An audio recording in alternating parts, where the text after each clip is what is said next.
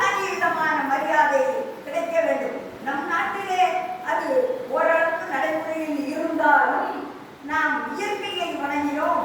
நதிக்கும் மனிதனுக்கும் பெண் தெய்வங்கள் பெயரை சூட்டி நாம் அந்த நதி நீர்களை நாம் வணங்கிக் கொண்டிருக்கிறோம். ஏனென்றால் பெண்கள் எந்த நாட்டிலே பெண்மை பெயர் மற்ற